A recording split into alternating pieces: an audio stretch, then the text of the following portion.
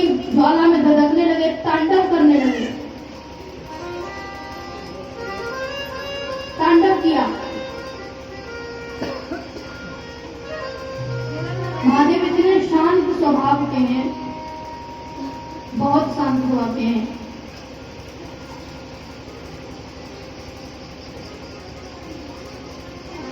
सती के जले हुए शरीर को अपनी दिव्य दृष्टि से देखा और अपनी एक जटा का बाल निकाल करके जमीन पर पटका, जिससे वीरभद्र का प्राकट्य हुआ। बोलिए वीरभद्र भगवान की। वीरभद्र सभी नंदीगणों को लेकर के दक्ष के महल में पहुंचा। जब वीरभद्र के साथ में नंदीगण चल रहे थे तो उस समय ऐसा लग रहा था जैसे भूकंप, आंधी, तूफान, ओला भड़की सब एक साथ में होने लगी है। धूल ही धूल चारों तरफ, कुछ और नहीं दिख रहा था।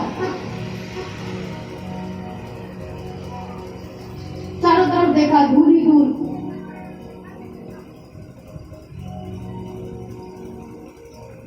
ऐसा लग रहा था मानो आधी धरती फट करके पलट रही हो। दक्ष के महल में पहुंचे।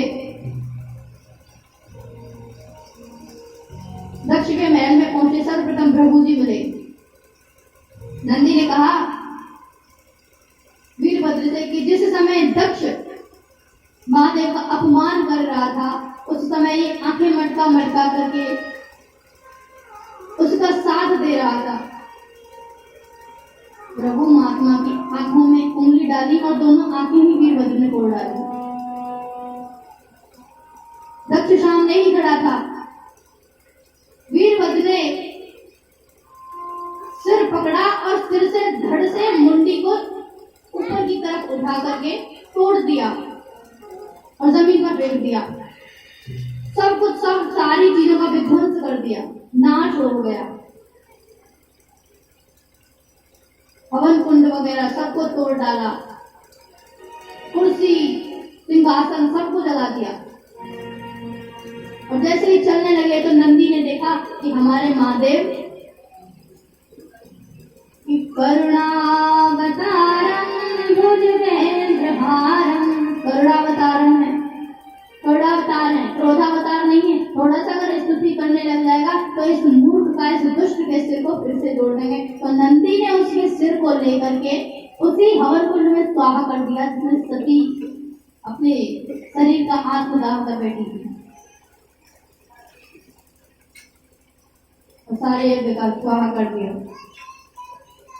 वापस कैलाश पर्वत पर आ गए। महादेव अभी भी तांडव कर रहे थे। सब देवी देवताओं ने सोचा, बहुत समय गुजर चुका था, दोपहर गुजर चुके थे। सभी देवी देवताओं ने सोचा कि इस प्रकार से यदि यज्ञ को खंडित किया तो अनर्थ हो जाएगा, इस यज्ञ को पूर्ण करवाया जाए। महादेव की शरण में गए।